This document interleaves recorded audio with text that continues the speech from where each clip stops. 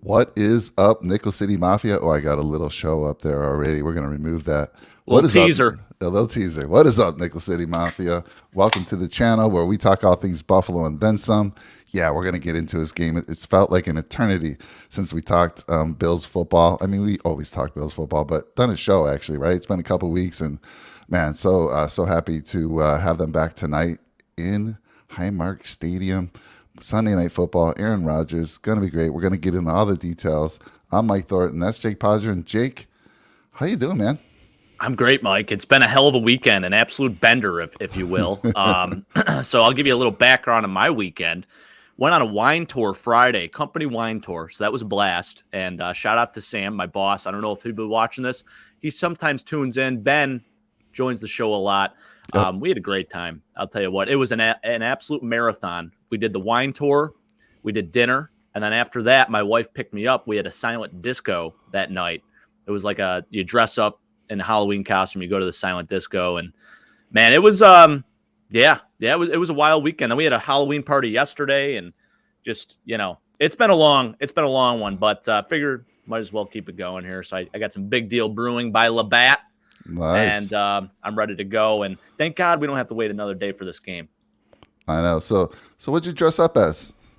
And what MVP dress up as? Yeah, so the first night for that silent disco, me and my wife both went as Guy Fieri. She went as Gail Fieri. I went as Guy Fieri. Nice. So that was pretty fun. Literally just spiked my hair up and put on a flaming shirt, and I had the fake tattoo sleeves and everything like that. So that was great. Definitely wanted to do something Bills related, but I'm like, nah, I do that every year, so let's do something a little different. And then yesterday I was a farmer, so it was fun. Nice, farmer. So And little MVP went as a cow. nice. So do you plan on having her go trick or treating? I know she's too young Oh yeah, really to eat candy, but this is yeah, these are the years for you, Jake, to take that's advantage right. and get candy for yourself. Take Yeah, her no, out that's there, exactly right. right? That's the plan, Mike, for sure. And I know, hey, you're coming off a nice party last night, from what I heard as Oh well. man, yeah, we had a nice party. I'm embarrassed to even say what I had to dress as, but happy wife, happy life. I had to be Prince Eric from the movie The Little Mermaid, and Let's go. my wife was Ariel, so I had to Nice. spray paint my hair. That stuff's just terrible. I mean, I don't know how You many got to send times. me a picture. I think there's some pictures floating around, but to redeem myself tomorrow, we're coming with the heat. Where we have an office party, and there's a contest there. So I'll be bringing Pennywise the clown. We're gonna have Oh, some nice. clowns. Our team is gonna be Ronald McDonald, Pennywise. We're bringing Ronald back. Wow. Gotta bring back Ronald McDonald, man. Heck yeah. Ronald McDonald, Pennywise, Krusty the Clown from The Simpsons. Nice. We're gonna Bozo? have. Wanted to get someone to do Bozo. Yeah. All my guys are kind of younger. They're like, nah, Bozo's not cool. But I know who Bozo is, so I they know, should right? know, right? I mean, They come on. they should. They knew. They knew. They just didn't want Yeah. to represent. But it's gonna be fun. Yeah, we had a fun time last night with some friends, and yeah, so happy to be back and happy to be talking about this game. Before we do, there was some news this week. Let's talk about the stadium. I want to get your thoughts on the first renderings that have come out. Let me bring that up back on screen. I mean, it looks gorgeous. Talk to me about what you've heard about the stadium, what you think about the initial renderings, and yeah, talk to me. Yeah. Well, it's hilarious because the Titans dropped their renderings like early on this week. I think it was on Monday. And it almost like bullied the Bills into dropping theirs because the Titans just released the whole news about their dome stadium like last week. And they came out with the renderings within a week. So it's like, why haven't the Bills dropped anything or any pictures or anything like that? So I don't know if maybe they just decided, let's just do this now and get it done and over with, or if it was rushed or what the deal was. But looking at this picture right here, I mean, it looks sleek as hell. I love the Buffaloes in the I middle. I do know that too. there's going to be a ton of like fan interactive things, even choosing your seats. Like you get I guess when you're going to buy seats, you get to kind of like, it's almost like a simulation where you can sit and like view it from the stadium somewhat. I don't know how they're going to do it, but it sounds absolutely incredible. It sounds super immersive, and I know they're going all out with the team store. It sounds like they're going to put the concessions on the outside so you could still see the game while you're standing in line. So there's just a lot of cool things that I've been hearing about it. From the outside looking in here, looks pretty awesome, Mike. And I I know a lot of people are going to be at least happy for the fact that I think at least 60% should be covered, and it'll help cut the wind down a little bit. There you go. Yeah. And if you notice, if you zoom in a little bit, I don't know if you could do it on here, but on the scoreboard, it shows 24-3 Bills over Jets, which is great. Nice. Yeah, so it's targeted to open in 2026. Construction's supposed to start or break ground in spring of 2023. Interesting here. It's going to have a capacity of 60K, which is about 10K less. Not sure how you feel about that, but it will be 450,000 square feet larger, supposedly. So more room. It's like 1.4 billion in funding required, and like you said, depending on who you listen to, 60%, 65% of all seats should have covering, which will help mitigate some of the wind for the fans. And supposedly they extensive radiant heating. Now, I don't know. I was going to say you can kind of see that there with the red. That's what they. It looks like it's in every section too, which is kind of cool. Yeah. So that's definitely a big thing for me. So I was joking. I know, and I knew that they would never have a roof over here, but I was like, for me, I'm like, man, I can't take these cold games anymore. I'm getting up there in age, and everyone jokes with me. They're like, dude, you're from Buffalo. I go, that was years ago. Your blood's thinned out now. Your body changes, adapts to your new environment, and then as you get older, it's just colder. But this, I'm liking it. I'm really liking it. Your thoughts on the reducing the number of seating from? I don't love it. I don't love that part of it. Obviously ticket prices are already going up, but then you have even less seats, so the prices are only going to skyrocket more. And I know now they're doing the whole the licensing with the tickets and all that stuff, which is very common across the league. We're one of the only franchises that wasn't doing it up to this point. Now we finally are starting to do that. I really like what I've seen so far. I think it'll be a pretty cool thing, Mike. And what is it scheduled to open in 2025, 2026? 2026. 2026, yeah. The fall of 2026. So it should be the opener there. Nice. It's pretty exciting stuff. I do think they're going to be, so I think there's more area for seating, right? You feel a little close at the current stadium. Yeah. There's going to be a little more space in the seating, which I think is a nice as well if they definitely do that. And everyone's worried about, less fans, less noise. I don't think that's going to be the case at all. It's actually modeled after Tottenham's stadium, Tottenham Hotspur. And the way that sound travels with the overhang and how everything's sort of situated, it's going to be really loud and it's going to sound so awesome over, like when you're watching on TV, you'll be able to hear it, like the echo, and it'll sound really cool, I think. So I don't think there's going to be any issue with that. And no matter what, I mean, we're going to sell out every game as it is, and Bills Mafia is loud as hell. So I don't care if you have only one person in that stadium, it's going to be loud. So it'll be, I don't think there's going to be any issues with that, with home field advantage or anything like that. Yeah, I agree, Jake. Everything I heard is the stadium's built to be loud. Yeah, it's built to be loud with 10K less folks in there, so no worries there. I like what Tom says, but why can't we have swimming pools like Jacksonville? We could have hot tubs. We could have skating rinks, right? Ice skating rinks. Yeah, instead of the pools. I like that. Good to see you out there, Tom. And Tom's like, yeah, I had to watch highlights 10 times because he had no Bills to watch here for 2 weeks. And then we got some Sabre fans out there saying, let's go Sabres. That was Tom. Big win last night. I guess they were down 3-1 in the third, came back to tie it up, and then won in overtime. Fantastic. I think they're 5-3 to start the season, which is amazing. That's great. Yeah, pretty good stuff. And let's see, Brandon. So Brandon was at SoFi with me to open up the season. He says, after being at SoFi, your boy isn't going back to Highmark until the new stadium is in. I'll be cheering at all the away games because that's what I want to experience now. Other stadiums in different cities. Yeah, that's cool. I respect that take. Yeah, absolutely. Yeah, SoFi was just next level. I mean, when you have a $6.5 billion stadium, it should be next level, and it was. It was beautiful. I mean, what do you think? It was just one thing. That's not the screen there, the LED or whatever you want to call it, Jumbotron. It seems small. That was the big thing everyone pointed out. You always expect, like, with a new stadium, the massive Jumbotron, the nice 4K monitor. It'd probably be 8K at this point. Yeah. And there wasn't any of that, And I'm good with it because I don't want that to be the focal point. I want people to really appreciate the architecture of the stadium, all the different features that it has and the immersiveness of the fan experience and stuff like that. So I think that's sort of what they're going for more so. And they don't want it to all be just about the Jumbotron. So I don't really care that much. Mike, you're not there to watch it on the Jumbotron as it is. You're there to watch it on the field.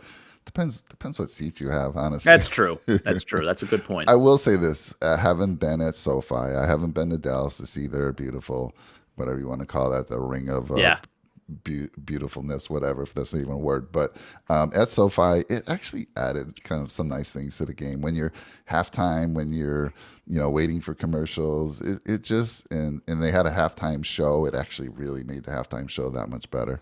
So it's kind of cool. But yeah, unless you have a covered stadium here, you're not going to be able to have that type of thing. So I just think in the end zone there, get maybe a little bigger. I don't know. It's good stuff. They have a pretty big one right now at the stadium, and I don't know if it's going to be the same size or what their plan is with it. But yeah, I guess I was a little surprised as well, just because every new stadium has that massive Jumbotron. Yeah, Brandon saying it's kind of tiny. Yeah, on this, you can't see this, probably the fine print there. Renderings are subject to change. So they'll probably hear a little bit of feedback and like, all right, how can we make that screen just a little bit bigger? Do you think do you think they'll have it in just the one side, or are they going to have something on both sides, do you think? That's interesting. I believe, it is an interesting question, Mike, because for the longest time it was just on the one side. I think it's still just on the one side now, I recall. Yeah, so the one side has like all of your fantasy stats, and it's not really a Jumbotron. It just shows like the stats around the league. And then the other side has the big Jumbotron where it shows like replays and all that stuff. So yeah, they technically do have two, but I think the one on the other side, it's smaller and it just shows like out of town stats and stuff like that. All right. Yeah. So I'm excited. I mean, I'll definitely be making a trip back there again when that new stadium opens. Hopefully opening day. I would love to do opening day there. Go there with the fam. Maybe even you, Jake. It'd be kind of a fun. Hey, that'd be a great time. There. So 2026, mark the calendar. Yep. And Brandon got me covered there. He said, the small one is for just the out of town stats. So I was right on that then. Okay. Gotcha. By the way, we are going to have a fun little giveaway today. We're going to give away a $50 gift certificate to Chef's Restaurant. You're going to have to stick around to the end of the show. I'll tell you what you need to do. And it's going to be fun. Just something simple, nothing crazy. It will involve you joining the Discord. So if you want to get a jump on things, go join our Discord channel. It's in the description below. Jake, remind me. I always forget. I say we're going to talk about it later, and I'll tell you, and I'll forget. So let's one of us remember that. But fun little giveaway, $50 gift certificate to Chef's Restaurant. And we want to, again, give back to our subscribers and the folks in Buffalo. So hopefully it'll be a nice dinner for two there. And speaking of chefs, have you ever had the spaghetti parm there, Jake? Mike, it's the best. It is one of the best dishes in Buffalo that you can get. That's what they're known for. It is just amazing. And now that we're talking about it, I'm so damn hungry. And this time of the year, it's absolutely perfect for chefs. There's just nothing better than a nice, cold fall day going into Chef's, getting a nice hot meal, that spaghetti parm. Oh, it's so good. The bread there is incredible. Now I'm starving. Well, you're lucky. You can go get it. I can't. Yep. You can go get it if you want to. You have the best wings available to you, the best pizza. I mean, I'm so jealous, man. So jealous on football day, I'll tell you.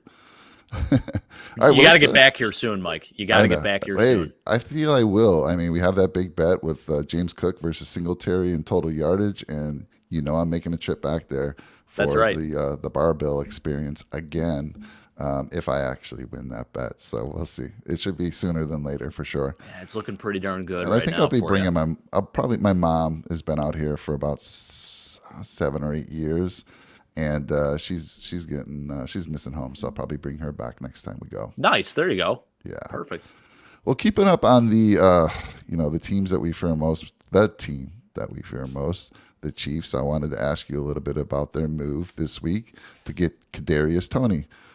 For a 2023 conditional third rounder and a 6th round pick. Talk to me about Kadarius. He was a former first round pick just last year. Yeah. I think he was taken 20th overall. I never like to see the Chiefs get better, but your thoughts on this move? I think it's a great move for them. It's a good change of the atmosphere for Kadarius. I think in New York, it just wasn't working out for him. He's more of like that gadget guy too. He's super explosive, and I feel like he could be an absolute game breaker. So the Chiefs did well in this one. He's a first round pick last year, Mike. So he's got the talent. He's still young. And going from Danny Dimes to Pat Mahomes is such a difference. I mean, I really do think. And then you have coaching, which I love Brian Dable. I love what he's done with New York. But I feel like from an offensive scheme, Andy Reid has just a much bigger package of plays that it can utilize Kadarius Toney with. So I think it's a great move for the Chiefs. Of course, you see the Chiefs make a move and you're just waiting. Like, why haven't the Bills done anything? Because to see the Chiefs get better always hurts a little bit. It always stings a little bit, right? Yeah. And maybe last game, maybe if they have Kadarius Toney, maybe he's the difference maker in that game. So you want to see the Bills do something. Not sure if anything's going to happen. I've heard rumors about Kareem Hunt and a couple other guys, but I just nothing yet. Haven't heard anything yet. So we got 2 more days here, but it is a great move for the Chiefs, and I was a little surprised. I didn't think it was going to be Kadarius Toney. Everyone was definitely starting to think Odell Beckham, more likely than not, but they go out and they make the trade for Kadarius, and I think both teams got a lot of value in this. Yeah, so I mean, if you're for the OBJ talk that we've been Von Miller's been talking about it, that he may come here. If you're for that move, this was actually a good thing, right? Because there was talk that they had freed up cap to bring OBJ, and that didn't happen. So who knows? But let me ask you, Jake. So, I mean, there's been a lot of talk. There's been some rumors about us going after Hunt, Akers from the Rams, wide receivers. There's just been some things thrown out there. But if we were to make a move, and we only have 2 more days to do this, who would you want to go after? Boy, if anything, I don't think running back is the answer. I think you go after an offensive lineman. Like, we need more depth there. Yeah. I think you go after a depth guy. You don't have to get a starter. There's a couple guys out there. I mean, we can probably go and ship a late round pick for or something like that. I believe we have 2 6-rounders as well. So, I mean, we can make a move here at the deadline and just do something at least. I feel like running back isn't our biggest need. I know Brandon, he's mentioning in the comments here. He says, when was the last time the Bills had a top tier running back? And that would be Shady McCoy back in like 2016. Since then, we really haven't had that guy. Obviously, it's a nice thing to have, but what are we willing to give up?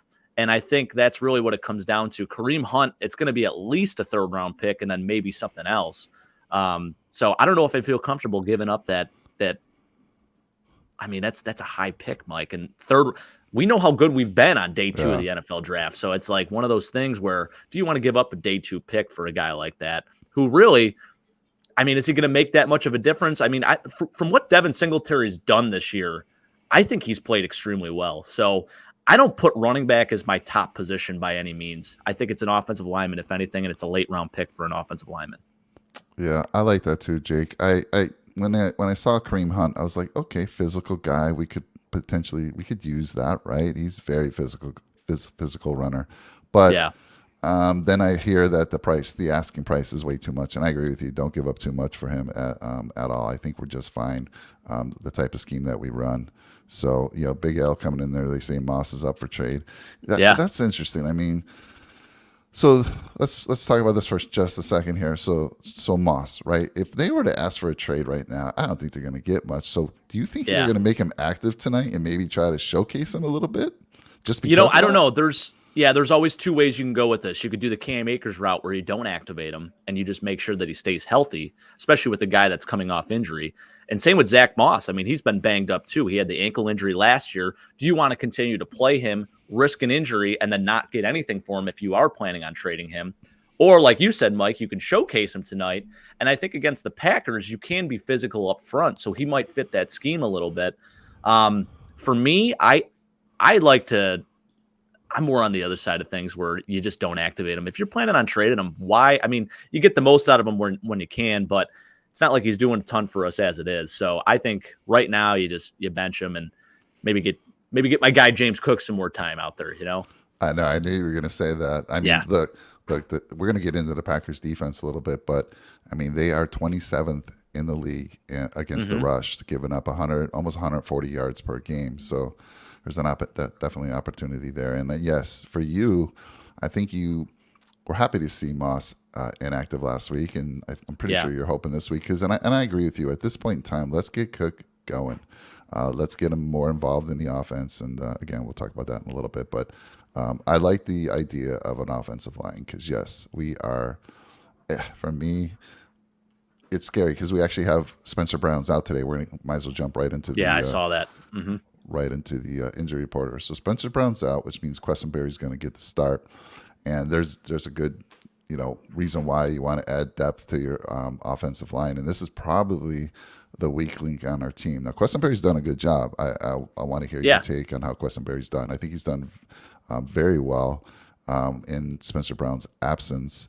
But again, if Questenberry goes down, who's gonna you're gonna have to change things around quite a bit on that offensive line, right? We do have Justin Murray too, Mike. So that was a guy that we picked up from the Cardinals practice squad. He's played a little bit here, not here in Buffalo, but he's played throughout his career. He started a couple games, and I think he's a solid prospect. But obviously, if you're talking about depth, you see how fast these guys have been getting injured this year. I mean, we're not healthy at all up front. We're still. I think there's a lot of guys that are even playing injured to this point.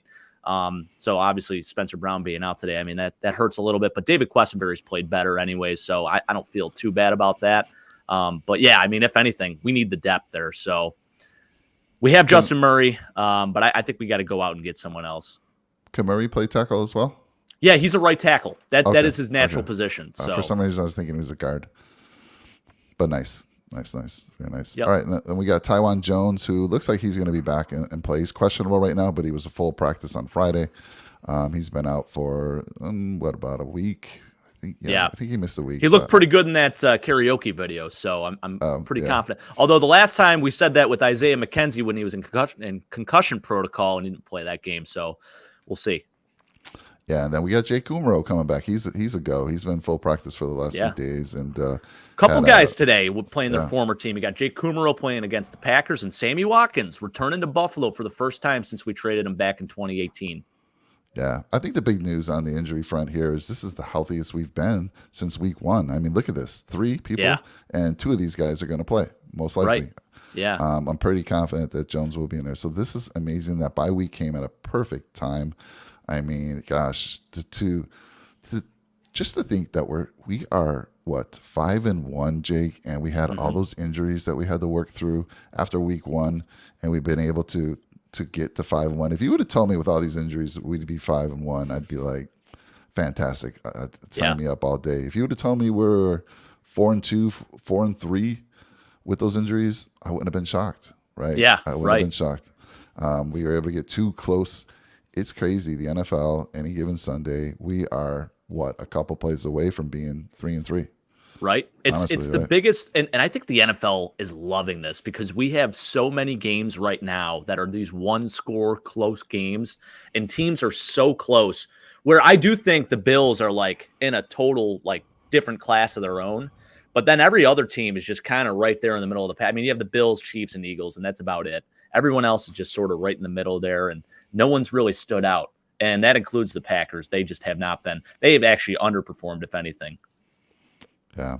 I do want to go back to the channel here a little bit. Tom coming in with Moss was decent last year, same as Beasley. We got Red, White, and Bill saying trade Moss for a 6th I like round, that, Sean. right? Yeah. And Tunzel. That's how do you say his name? Tunzel? Yep, Laramie Tunzel, yeah. I'm terrible with names. Jake's my savior there. He's always helping me out with the names. And then Brandon's coming in with saying we need the Dallas O-line. DeMarco Murray, that's a great name right there. His last year, yes. Man, he had 1,800 yards with Dallas his last year, and then he went to the Titans. He did all right with the Titans, but yeah, his last year in Dallas was that was something special, man. Big L says I like the trade. So I think he's talking about the Red, White, and Bills trade Moss for a 6th round. Mm-hmm. Yep, awesome, good stuff. So over on the other side of the field, on the injury report for the Packers, David Bakhtiari, he is questionable. I expect him to play. Elton Jenkins, he is questionable as well. I expect him to play. He was limited all week. Both those guys were limited, but from what Yeah. I've heard, they should be playing. Rashawn Gary, who's huge for them. He was a full practice. He's their edge guy, and he's going to be lined up over Mr. Questenberry. So that's when we get to the key matchups. That's one of them from mine. I'll give you a spoiler alert right there. Christian Watson, who is a rookie draft choice this year for them, he is questionable. He was limited in practice all week with a hamstring. Shamar John Charles. And again, if you look at the injury report here, I just want to show you any of the names that are highlighted in the green. Those are starters on the depth chart there. So Shamar John Charles, he did not practice. He is out. The big news for them probably on this board here is Alan Lazard.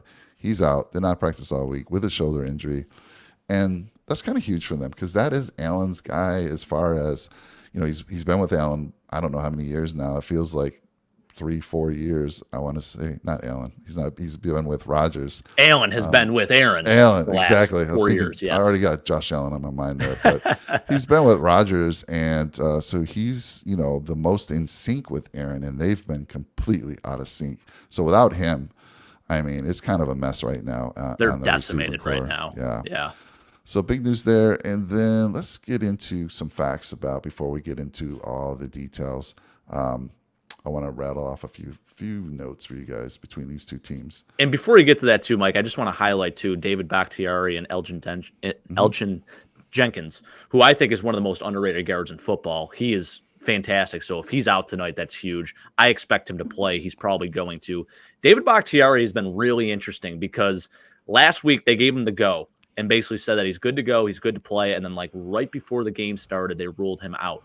And Aaron Rodgers didn't even know about it until an hour before kickoff. So it was a big surprise for him. And I think he's really struggled to come back from that knee injury. So look to see, pay attention to that one. That's going to be really interesting. I think it's going to be a true game time decision with him. Yeah, and then we got Tom asking about update on Trey. So they actually already made note that he's not going to be playing this week, but they had 3 weeks from the time they activated him off IR, which means they have to make him active, I believe, for the next game. Yep, that's right. So, and I know a lot of folks, there was some talk like, oh my goodness, does this mean he's not going to be, maybe we don't see him this year? But no, in my opinion, you can tell me what you think, Jake. They knew when they took him off that IR, they knew they had 21 days. There's no way they would take him off that IR, activate him off IR unless they knew absolutely 100% that he was going to be coming back in 3 weeks. Yeah, if you didn't think he was going to come back, you may as well have just ruled him out for the whole season. So there is a plan in place, and we're playing so damn well without him. Why bother? They have their top target out today. The receivers don't scare me at all in the least bit.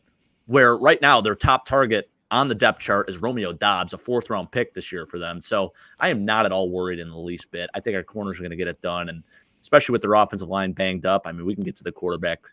I think it's going to be one of those days. So I'm not worried.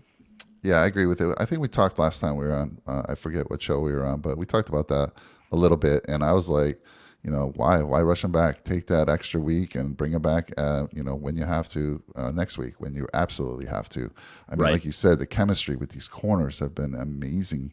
So right now we're rolling, and like you said, nothing scares you on these receivers. Yes, Aaron Rodgers could have a day of his life, but nothing scares you right now at all. Yeah. They have a good running game, of course, but we know how good our running defense has been this year. So much better than years past.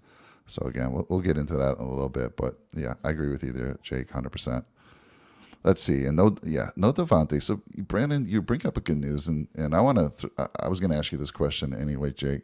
So no Devontae and Rodgers connections anymore. Keep them out. I agree, but I want to ask you. So when the season started and we looked at the schedule, a lot of people thought that the Packers were a Super Bowl team. Mm-hmm. And I know they have a very good defense, and you'll see the stats in a little bit. Their defense is definitely good, but I'm not sure where that was coming from, Jake, because when you lose a Devontae Adams, when you lose a Tyreek Hill like the Chiefs did, you're not going to be the same offense. So where do you think that was coming from? Do you think they were just the defense was going to carry this team, or do you think that everyone thought Aaron Rodgers would be able to make all these youngsters that much better? I mean, what's your thoughts on where that came from? It was a combination of both, definitely. I mean, they beefed up that defense. They draft Quay Walker. That defense is really, on paper, you look at it, they look like they're stacked, but they just haven't lived up to that hype at all by any means. And I don't know if that's Joe Barry, their defensive coordinator, if it's just all on him, like how he's been scheming these games, or if it's just a little bit of everything. Because you look at Aaron Rodgers, and he's still Aaron Rodgers, but when you take away Devontae Adams, I mean, that is that's a massive loss. You're not going to just replace a guy like that. And sure, he's been able to get it done in the past with like not a ton of help, but he's always still had at least one guy who really stood out amongst the others. And I guess you could say Allen Lazard sort of has this year, but even so, I'm not putting him in the same category, even close to what Devontae Adams is. Yeah. Aaron Rodgers, he's had Jordy Nelson. He's had Greg Jennings before that. He had Devontae. There's just, he always has like that guy who's always been really good. And he doesn't have that this season. And even Big Bob Tunyon really hasn't lived. I mean, after that 10 touchdown season he had 2 years ago, hasn't really done a whole lot since. And he's been targeted more because he's pretty much had to be the safe blanket in this offense. But yeah, I think people just figured like, hey, it's Aaron Rodgers. They still have two very good running backs in A.J. Dillon and Aaron Jones. But when you don't have weapons and you don't get the blocking up front, because that's another area they've really struggled. And with David Bakhtiari being banged up and injured and being able to go and then not being able to go, and then Elgin Jenkins, another guy who I mentioned, they just haven't been good at all. So I think that's just it's a full combination of everything. Defense has not played well. Aaron Rodgers, he's missed some throws himself, and I think the offense is just totally out of sync. They are totally broken right now at this very moment. Yeah.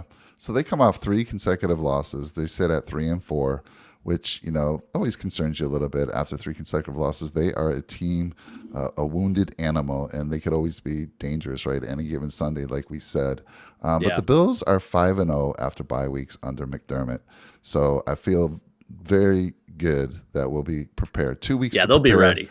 They're always, there's always talk like, oh, these guys get a week off. Or, what are they going to be doing? And are they going to be focused when they come back? They'll be focused. No problem whatsoever. Jake, this is the 14th meeting between the Bills and the Packers, which is surprising. That's the only 14 games between these two teams in the history. Yeah. It seems a little low, but that's what it is. The Bills have they're 8-5 in the series. And this is another surprising fact that the Packers have never won in Buffalo. They are 0-6. It's wild. Was the last time they were in Buffalo, was that the Bakari Rambo game where Bakari had like 2 interceptions or something like that? I don't Aaron Rodgers know. did not have a good game that day. No, I know. It was a pretty convincing victory for the Bills. So Aaron Rodgers versus Josh Allen, they've I want to say this. I don't want to say they squared off his rookie year, I want to say. Yeah. And he lost. Yeah. It was like 22-0, I want to say. Correct. I heard that on Kyle Brandt's Basement. That's how I know that off the top of my head. So Rodgers is 2-1 against Buffalo. 2 victories coming in Lambeau, the 1 loss coming in Buffalo that we just talked about. So it's interesting to me. First of all, when I heard that, when I said 14, this is only the 14th game between these two teams, I was surprised by that, and I was surprised that 0-6 in Buffalo. Let's make it 0-7, right? That's right. We don't want that to change. You got Rodgers coming off back-to-back MVP seasons, right? And I'll have an MVP slide for us to kind of compare where they are right now in their career. Definitely, Josh Allen's on the incline and Rodgers on the decline here, and some other interesting facts you'll see on that slide when we get there. Let's see. So another interesting fact: Packers have won 13 consecutive games in primetime, dating back to 2019. We don't want that to end. We want that to end. We don't want that is to interesting. Continue. Yeah. So something's going to give. Something's going to give this week, and I'm hoping that we break that streak, which I feel very confident that we will. Also, first time ever. There's a lot of firsts for the Bills this year. First time ever that Aaron Rodgers is double-digit underdog. Yep. Right. So, and I also think the 3-4 start to his season is also the first time for. Yep. That he's Aaron under Rodgers. 500 like that. Yeah. Man. Although they had a couple seasons, I think it was in maybe it was 2018.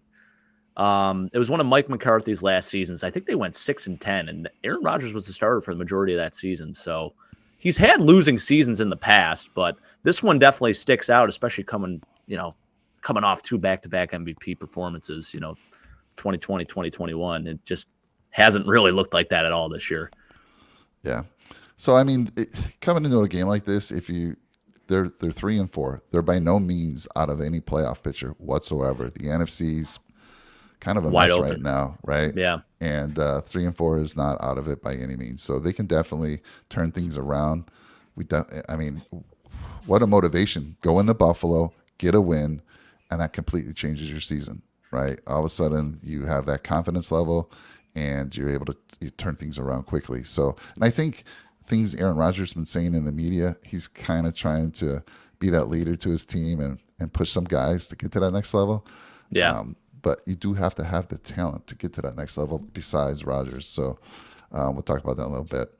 All right. Well, let's get back into the game here. Again, it's going to be a perfect day for football. I mean, roughly around 52 degrees at kickoff. Basically no winds out of the east, northeast. Confirmed it's a perfect day for football, Mike. Right? I was just outside. It's gorgeous out there right now. You can't beat it. So, Jake, I got to ask you, is your normal routine on Bills Day, because you live pretty close to the stadium, do you make a run out to the stadium early in the morning? I always like to get out around there. I know there's already people have been tailgating since like Thursday for this game. And actually, from what I heard, the Packers went to the Buffalo Chop House last night for dinner. So people were taking pictures of them and posting pictures. Someone got a picture of Aaron Rodgers eating steak. So maybe that'll hurt him a little bit today. So the Chop House, I have not heard of that place. Good. Yep. Have you been there? Yeah, it's good. I've been there one time. It's pricey. It's definitely pricey, but the food is always very good. So yeah. All right, so let's get into some stats here. Let's go on the offense here. You can see that the Packers only scoring about 18.3 points per game. They've got 331 yards, basically 332 total yards per game. That's 20th in the league. Passing yards is 221 yards. Passing yards per game, that's 17th. And they give up, and they not give up, but they rush for 110 yards per game on average, which is 18th overall. On the other side of the fence, the other side of the field, you got the Bills, averaging 29.3 points per game. That's second. That is second. And I think maybe after this game, they maybe might jump up to 1. We'll see. Total yards per game. Look at that number, Jake. 441 yards. Total yards per game. That is number one. Number one. They are 323 yards per game through the air. That is ranked number 1. And their rushing attack is 118 rushing yards per game, which is ranked 16th. So you can see definitely on the left side, those are numbers you're not accustomed to with an Aaron Rodgers team. What is it? The last couple of years, weren't they like 14-3, 13-3? I mean, they've had some stellar seasons, and so definitely not something you expect to see here. Let's get into the. They already had more losses this season than what they had last year. I think. Yeah. I want to say right. I think they were 14-3 last year. I have to look. Maybe I'm wrong. I have to look. And then I think they were 13-3 the year before. Yep. Somebody fact check us out there in the live chat there. And also, I just want to point something out. So first in points per game this year, I want to say is Seattle, which is bananas. That is crazy. Yeah. So who would have thunk? Under Geno Smith scoring the most points per game. I mean, it's just wild. Yeah, the Geno Smith story, that's a great story. Oh, my goodness. I mean, years and years ago, I was shocked to even hear this guy was in the league still. Yeah. I know he had a shot for the Jets, and that didn't pan out well. And next thing I know, he's a starter, and he's been doing fantastic. So that is a great story, actually. Let's see here. Let's move on to the defense. And this is really where, on the offense, you can already see they're struggling. So now that offense is going to be going against one of the best defenses in the league. On the defensive side of the ball, they're giving up 21 points per game, where the Bills are only giving up 13.5 points per game, which is ranked number 1. On the total yards per game, they're giving up 308 yards, total yards per game, which is 8th in the league. And the Bills are only giving up 281 total yards per game, which is ranked number 1 overall. Here's an interesting one. And this is, to me, when we get to the key matchups and maybe how the Packers can win, They have the number one defense against the pass. They're only giving up 169 yards per game through the air, which is ranked number one. Bills are giving up 205 passing yards per game, which is ranked 11th. And then on the ground now, they are giving up, this is the Packers, they're giving up 140 yards per game on the ground, which is ranked 27th, near the bottom. Bills only giving up 76.2 rushing yards per game, which is number one. So the interesting thing about that, their biggest weapon is what right now? Obviously Rodgers, but they have those two great running backs. Right. I don't see that working out very well right now. And they haven't been able to run the football at all over the last couple of weeks. I mean, they've really struggled. They've used Aaron Jones more as a pass catcher, which is a very natural fit for him. He had I think he had 2 total touchdowns last week, and he looked really good as a receiver. But running the football, they're not even they're averaging very little yards per carry. I know Aaron Jones, I think he's still in the 5s, but the last few games have not been great. Yeah, I think they're going to, Rodgers has been getting rid of the ball, so they're going to utilize that probably more of their running game, like getting those quick screens out to the running backs. They'll probably try a lot of that. He's been getting rid of the ball in, I think, about 2 seconds. He's had no confidence in that front line there at all, like you mentioned earlier, and I'll show you a stat here that'll reflect that a little bit. And I'll tell you this too, Mike. So they're allowing 139.6 rushing yards per game. So there's a reason why those pass yards per game are so low. It's because these other teams that they play against don't have to throw the football. So that's also part of the reason of why the pass defense looks so good on paper. Now, they do have 2 very good corners in Rasul Douglas, and then they have the other kid, Jair Alexander. But they only have 2 interceptions on the season. And one of them is by Devondre Campbell, which was last week. It was a pick 6. And then Jair, who has one of his picks. So 2 total interceptions on the season, that's wild as well, just to see that. I want to throw this your way, because when we did our predictions at the beginning of the year, we went through the schedule. You had us losing this game. I did. And what scared you back then, and what's changed now? Obviously, they're 3-4, but what scared you at the beginning of the season? I thought the Packers were an NFC Championship team. Me, like probably everyone else in the NFL world. And it's been the total opposite of that. I mean, they look horrendous this season. They haven't been able to get it done offensively. The defense is, I guess you could say they sort of rise to the occasion in some ways, but for the most part, they've been a disappointment. And again, as I mentioned, this passing yard thing, you look at it and it looks great on paper, but the story behind it is because teams don't have to throw the football against them. They just run it down their throats all day. So there's no reason to throw the football when you're running the ball so effectively. So let me throw that to you. Do you think we're going to run more than usual here? I would like to think yes. I think we could definitely get it done up front. And if we carry from what we did last week or 2 weeks ago against the Chiefs, why not? Let's get it going early. And the best part about that, Mike, and it's so cliche to say it, you run the football to open up the pass. So I feel like we're so dangerous throwing the football as it is, but you get a running game going, you don't know what we're going to do. So I feel like we start running the football early and then open it up. And one of our receivers is going to go off. That's the best part. It's like we have a potential to have a 100-yard receiver every single game.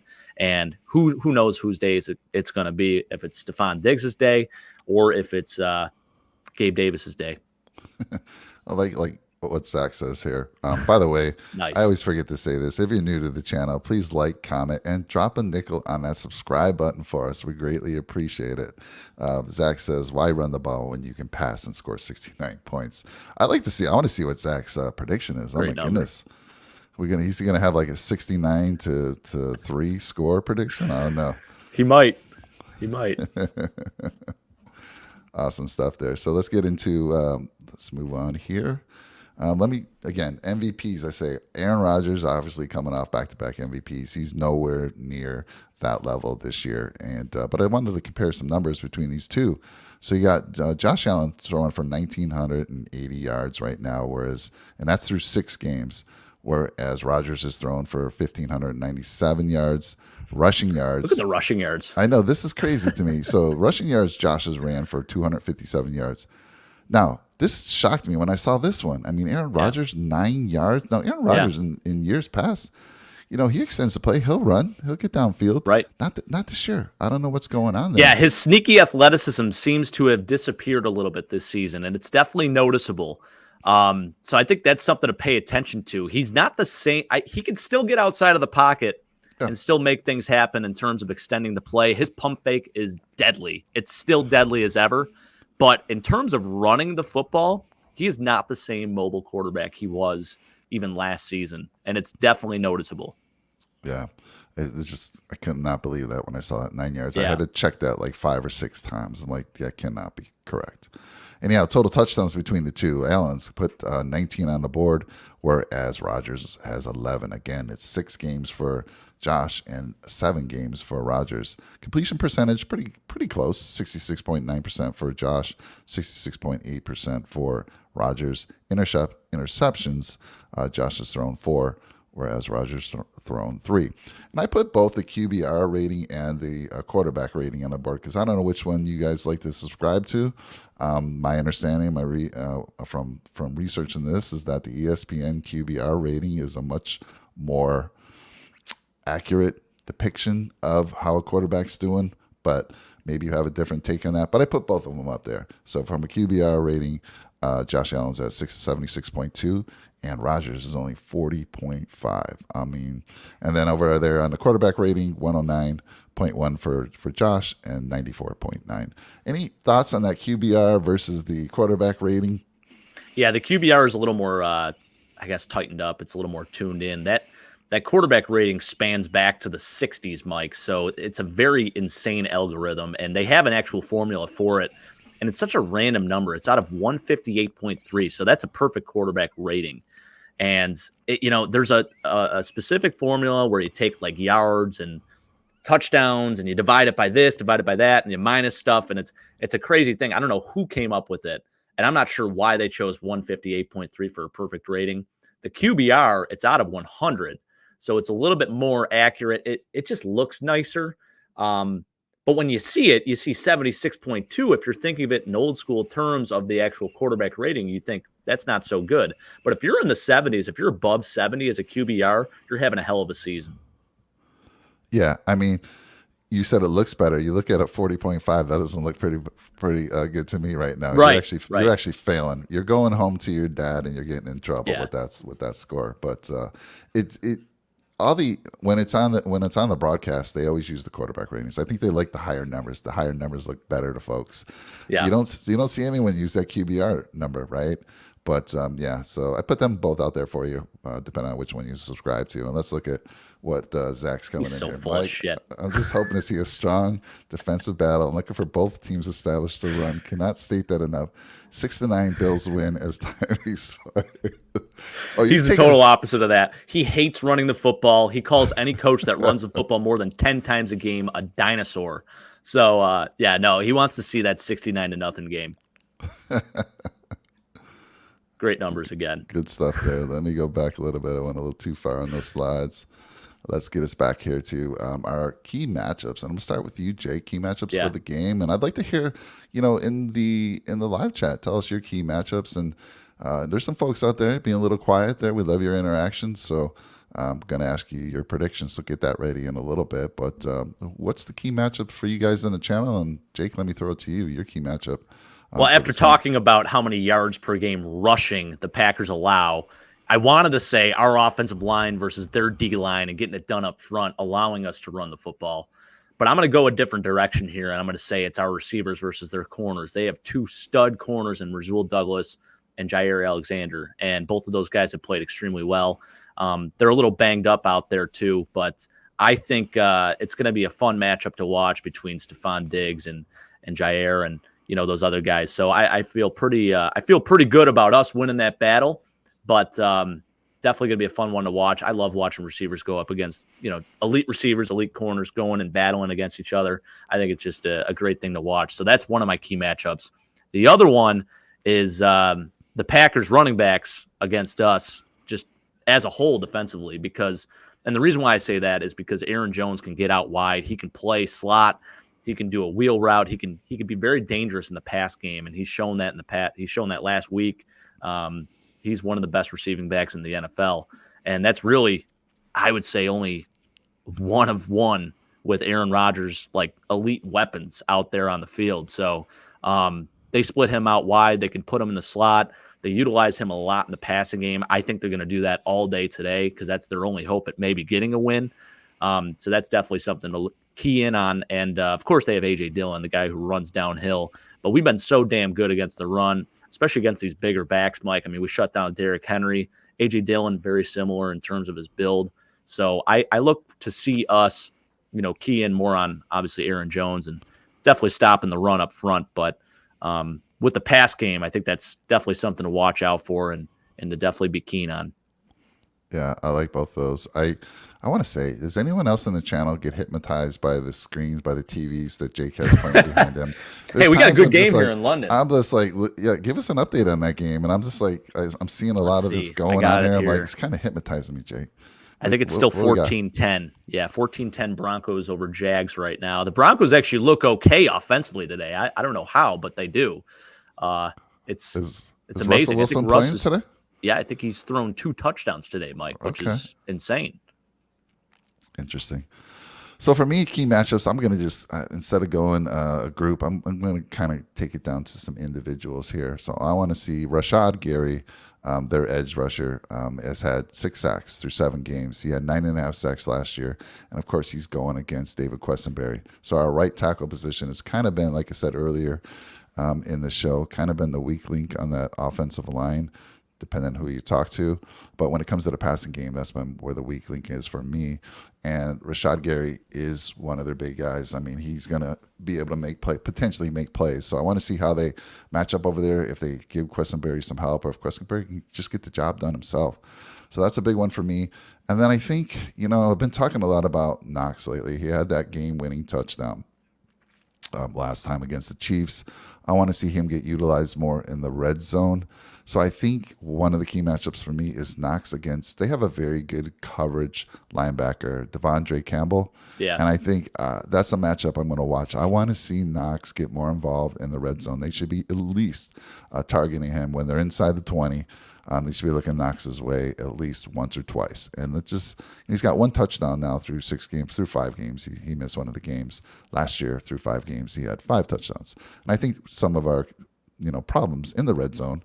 And again, he's been a little beat up. He's had a foot problem through most of the season. But hopefully after the bye week, he's a little healthier and we start targeting him. So that's one of the key matchups for me. I really think Knox could have a day today. I like that. I like that a lot. I also didn't mention Eric Stokes. He was their first-round pick. He's a corner. They drafted him in 2021. He's a first-round pick, so that's another good corner that they have. They have Adrian Amos as well in the back end there as a safety, and Darnell Savage, I believe. So they are, they're loaded there in the secondary. So those are a couple other players that I wanted to mention. Sounds good. All right, it's that time of the show. And again, stay with us after these predictions because we're going to tell you how to potentially win. One person will win a $50 gift certificate to Chef's Restaurant in Buffalo. But let's get to the game predictions. Let's start with Jake, and I want to see the channel here. Throw me out your predictions. And Zach, please give me your true prediction of the game, what you really think is going to happen. But Jake, let me throw it to you. Talk to me. I love your predictions. You kind of give us the whole box I'll give you the whole story, Mike. Give us the box score. So prime time. People have been tailgating since Thursday, Mike. I've been waiting 2 long weeks for this game, as everyone else has, and it's time we get football back here in Buffalo. We haven't had many home games this year, and what better way? I mean, 2 of 3 of our home games have been primetime games, which is pretty awesome. There's nothing better than the atmosphere in Buffalo during a primetime game. So people kind of complain about it. They're used to this 1 o'clock time zone, having the games all at 1 o'clock every Sunday. That was the old Bills. Now we get primetime games because we're a notable team. We have the best quarterback in the NFL. We're going to go out there today, and we're going to show that we're the best team in the NFL still. We're going to take down the reigning MVP with our MVP, and I'm liking the Bills in this one. I want to say by 1 billion, but I think the final score is going to be a little more realistic. It's going to be 34-17 Bills. We're going to get off to a quick start and just keep it going throughout. I think that 17 points, there's going to be a little bit of garbage time there for Green Bay. I think it's like 34-10 heading into the 4th. We finally, we can get Case Keenum some time out there, get James Cook some more numbers, help my pad his stats a little bit for that bet. And I feel pretty strongly about this one. I like us covering, and I like the Bills winning 34-17.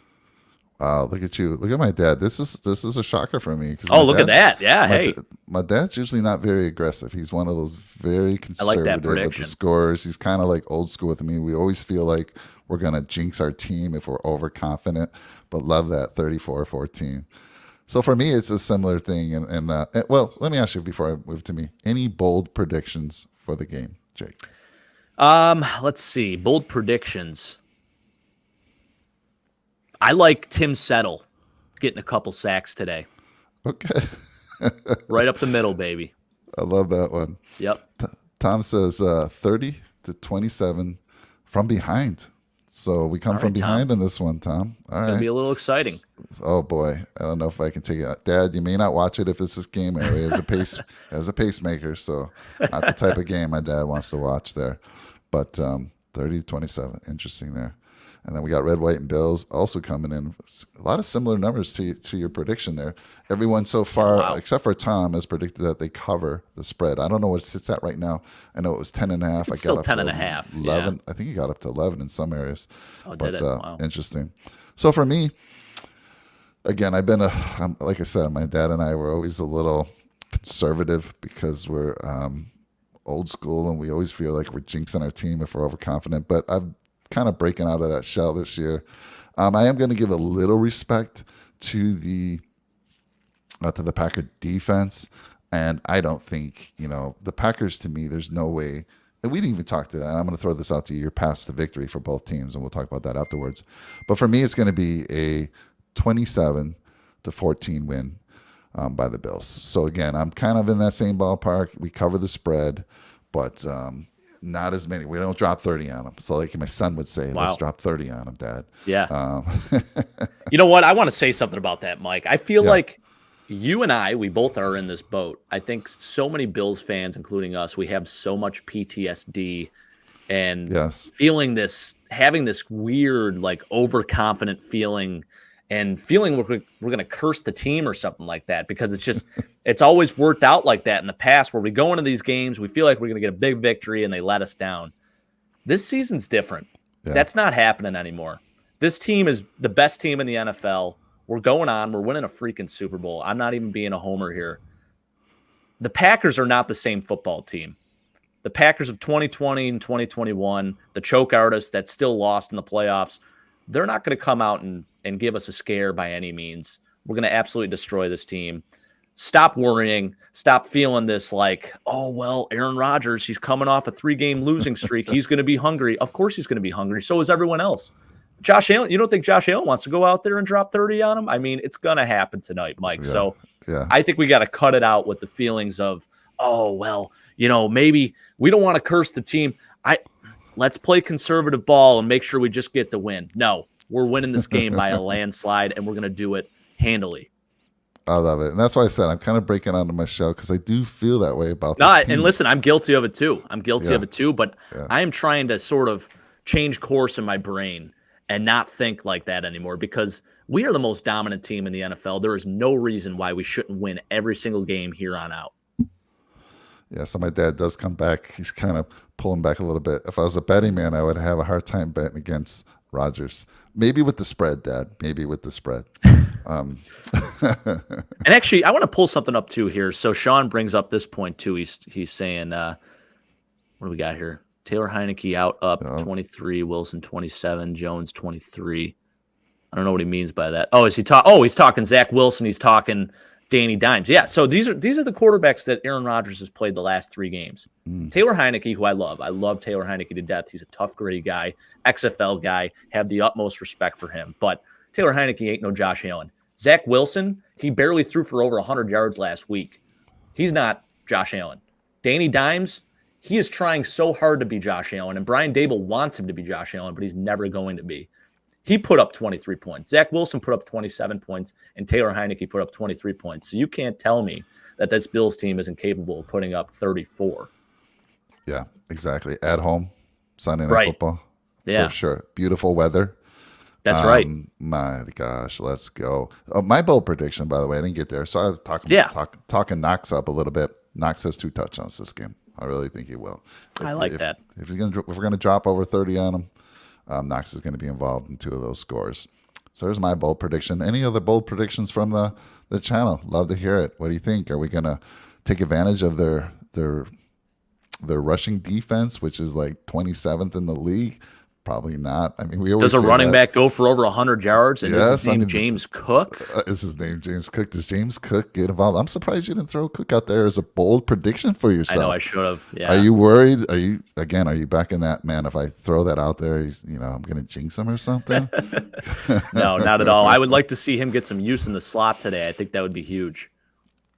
Yeah, and then we got Tom letting us know that Tua is back. Yeah, Tua was back last week, and they got the victory as well. Big Al saying McKenzie will have a good game. I like that. Let me bring this down a little bit here. So let's talk about that, right? So McKenzie had after the concussion, McKenzie had been playing stellar. I mean, dating all the way back to last year when he played in that New England game, and we were wanting him to get more playing time. And he, when we started the season, I know you weren't thinking he was going to be the starter. It was going to be Crowder. But McKenzie just was so damn good. And then he had the concussion. And even on that play, he made the catch. That was a huge play, actually. I mean, he got nailed. And I could not believe he held on to the ball. But after that, last week, coming back from the concussion, he definitely seemed to, I don't want to say was worried about, where these players were. Maybe he was going to take another hit. I don't know what happened. It was a rough week for him. And I've been hoping to see, just like you've been hoping to see Cook, I want to see a little more Khalil. So do you think Khalil gets a little more playing time, or is it just still all going to be McKenzie? I think Khalil Shakir needs to be, kind of worked into the offense more and more each week. And I'm not saying, you get rid of Isaiah McKenzie altogether and just scrap him from the game. Right. He needs to be an important piece. He has the ability to do it. He was playing great football up until that concussion happened. You got to get over last week. He's already, I know for him, it's like a 24-hour thing, right? And then it's amnesia after that. So for him, I know he's focused. He's going to have his head down. He'll be ready to go. And, the key for him is just to stay healthy, first off. And then secondly, just hold on to the football. So if he can do that, we'll be just fine. He was playing great up until then. But as you said, Mike, I think Khalil Shakir, we got to get him involved because every single time he touches the football, he makes an impact. So and I will say this. So they have Jair Alexander. He's technically their nickel corner. So he plays against that slot guy. So I want to see a lot of different looks. I want to try to expose him if we can. And that's a very difficult thing to do because he's one of the best corners in the league. He's right up there, your top nickel corners with Taron Johnson, Kenny Moore, and Marlon Humphrey. So I'll tell you what, it's not an easy task by any means, but I think we can do a lot there. And if you have four wide, you could put one or two. You could put Khalil Shakir in the slot. You could put Isaiah in the slot. You could put James Cook in the slot. A lot of different looks, and I hope we see a little bit of that tonight. All right, I like it. Let's see. We got Zach. His bold prediction is the Bills pick off Rodgers 3 times. Amazing, yeah. I like that. That would be something. And then Motor. So that's the thing. Even so, this year, Aaron Rodgers hasn't played the best ball by any means, but he still doesn't turn the football over, and that's been the story of his entire career. His touchdown to interception ratio is ridiculous. I don't even think he's thrown 100 career interceptions in his entire career, still to this point, which is insane. Think about that. Josh Allen last year, I think, threw 15. So that is crazy. Bananas. Yeah. So Rodgers has only thrown 3 this year, and Zach's saying he's going to double up on that today. Maybe, I don't know, maybe it's such a blowout that the second stringers are in there. We get a couple of picks from whoever their backup quarterback. Yeah, that would be something. We'll see. It happened the one time with Bakari Rambo, as I mentioned. That was the last time the Green Bay Packers played here in Buffalo, so you never know. Never say never.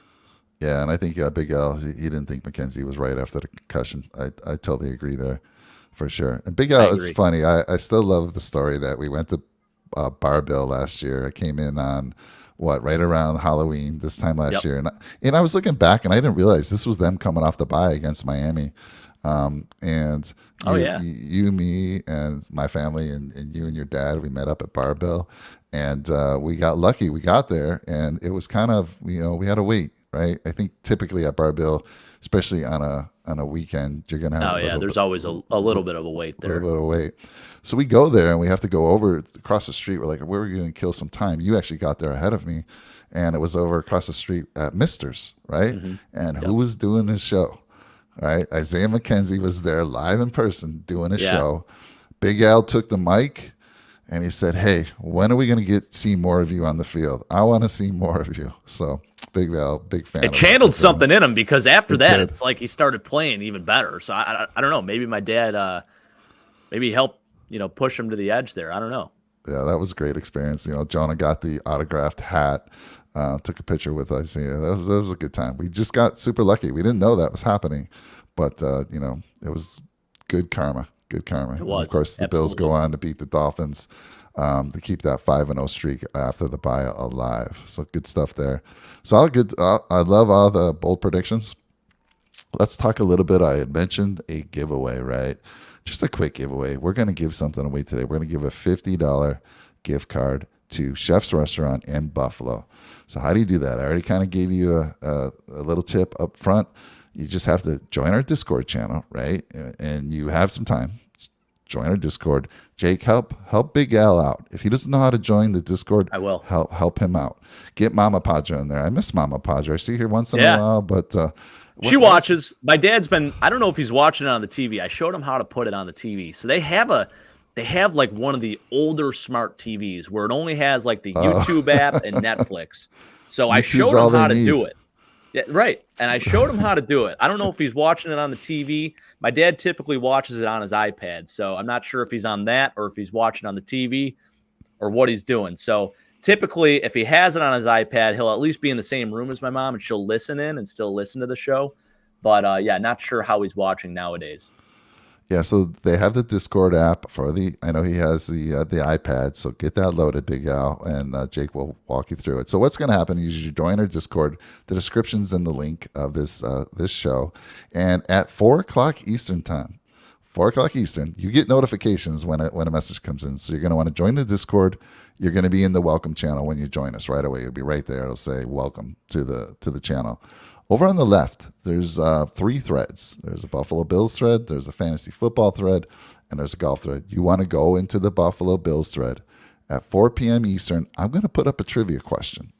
Now, it's not going to be something you can easily Google. I was really wanting to find something that was that you couldn't just Google and have the answer right away. But I'll put a trivia question up at 4 p.m. Eastern time. And the first person to answer that will get the gift certificate. It's that easy. Kind of fun. Nice. A little bit of Bills history there. Not really Bills, Buffalo history. It's just I had to go around town. Oh, you may have to take a trip over there real quick if you're close to the area that I'm telling you to tell me some information about. But it'll be fun. It'll be fun. I'm excited to see this, Mike, because you were sort of picking my brain a little bit on what you should ask for the trivia question. And I was trying to think of something interesting, a little different. And it was tough. There's a lot of things in Buffalo that are like, if you're from the area, it's well known and you should know it, so it's one of those things where you got to sort of teeter that line. So I'm excited to see what you came up with.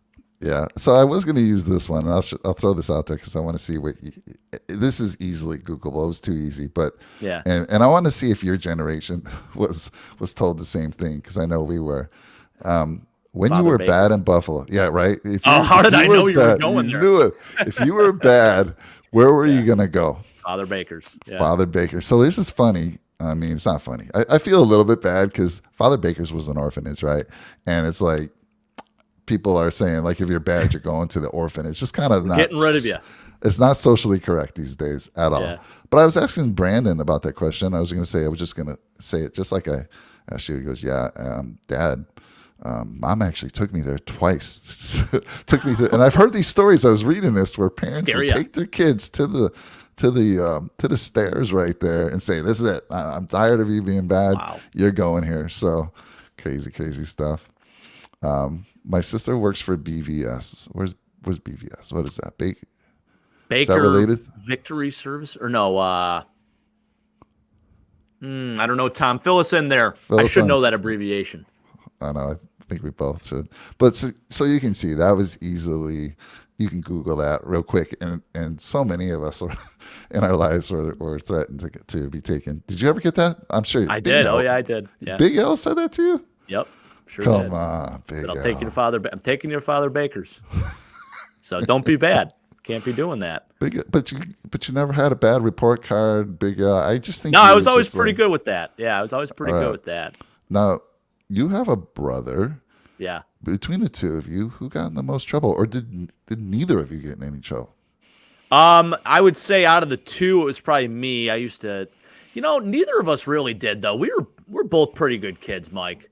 The most trouble we'd ever get in, I think the most trouble we ever got in, and my dad will remember this one. So eBay, when it sort of started becoming big in like the early 2000s, my dad still loves eBay, goes on it all the time. This is where we get all of our sports memorabilia from. My brother was a huge Terrell Davis fan, and there was this Terrell Davis mini helmet. My dad went away that weekend to go hunting. Oh no. And he told us, he said, listen, you could put a bid on this, but this is the most I'm willing to let you guys go. It was like $100 or something like that. So we're like, okay, perfect. And we're loving this, right? Like, oh, we're spending dad's money. We get to get into a bidding war, right? And I don't know what prompted me to do it or why I thought it was a good idea. But I said, all right, so we're in a bidding war. And at the time, it was a new thing where you could put in like your best offer, right? So we just kept putting in an offer and it kept getting like rejected or outbid. So we're like, we got to win this damn thing. So ends up getting up to like $150 or something like that. And we won it. And I was praying that we didn't win it because I'm like, I know they're going to outbid us again. And it didn't happen. And we won the signed mini helmet, which looking back on it, it's not terrible. I mean, he's a Hall of Fame running back, one of the best running backs to play, obviously, in the last 20 years. And so that happened. My dad came home and he was pissed. Oh, no. But then also he was I think he got a little excited because he gets like that same like excitement that I get too when we're like bidding on items. So while he's not happy with us, he was also pumped. And my brother's cheering it on because we're watching the thing go down, the countdown, the ticker go down. And when we won it, that was he said, never again. We won it, but never again, guys. So that was probably the most trouble we ever got. So who had to break the news to him? Well, so he did see it. He did see when we actually won the item. So we were there. We're watching the countdown go, and my brother's cheering it on in the background, and my dad's like not happy. He's like, I don't know whether to be like excited about this because this is a cool item, but also like I'm pissed because I told you guys do not be putting in a higher bid than like $100, and we did. So I love it. I think we got Uncle Jay here, right? Yep, that's Uncle Jay. Yeah, I got drove by there so many times. And then Tom says is Baker Victory Service, which is modern Father Baker's. And then my dad, and they're like, if I was still in Buffalo, the Father Baker's thing would still be said by me. It never hurt any of us. Heck with the I'm with you, Bill. Socially correct crap. People got to quit being so soft these days. Come on. I agree. That's funny. I could not believe the stories that people would actually drive their kids to the doorstep there. Yeah. And then I'm talking to my son Brad, and he tells me, Dad, I was so bad because Brandon and my ex live in Buffalo, and he's like, Dad, I was so bad as a young kid. Mom had to take me there a couple times. I said, what? She literally, this is the first time I heard this. I go, she literally took you there? He goes, yeah, Dad. And I was like scared as heck. I said, I don't know if it truly helped in the end because she had to take me there twice. Wow. But he said he was like definitely worried, and it straightened him out for at least a week or two. Message received. Yeah, for sure. And the Bill's pumpkin, by the way, Tom, my dad got that for me. They went to the Great Pumpkin Farm out in Clarence. They took the little baby there. They had a blast, and she got a pumpkin, and then they bought me this Bill's pumpkin. So I had to feature it in the show back there. So Jake, when are we going to be able to do the post game? Did I hear you're going to a party tonight? Yeah, tonight I'll be at a party. I'm actually going over to my brother-in-law's. I don't know if we're watching the game there or what the plan is, but we'll be over there. We're going there around 4, and we might just stay through the game. I don't know. We'll see. We'll weigh it out, but I would say, there's a chance I could do it tonight, Mike. Okay. So I don't mind. I'll get right on after. All right, I'm open for that. Okay. Because for me, it's an early game still. We're on the West Coast here.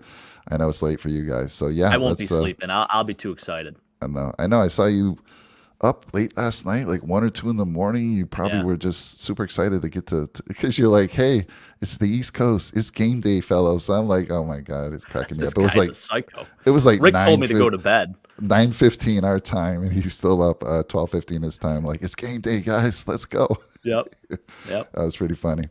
All right. Well, we appreciate all of you in the channel. It's time to get going here. We got plenty of time to kill before the game. Starts at 8:20 tonight Eastern time.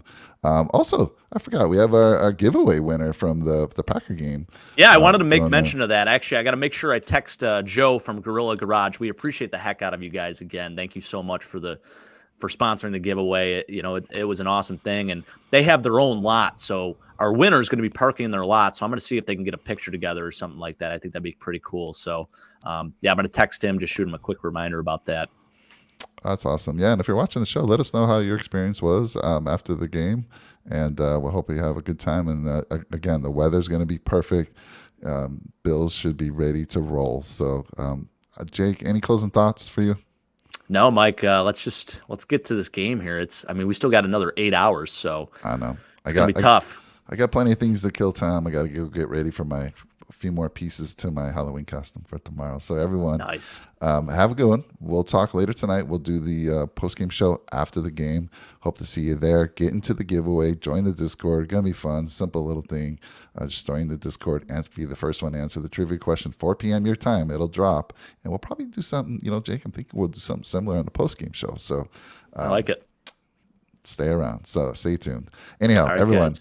Have a great one. Go Bills. Go Bills.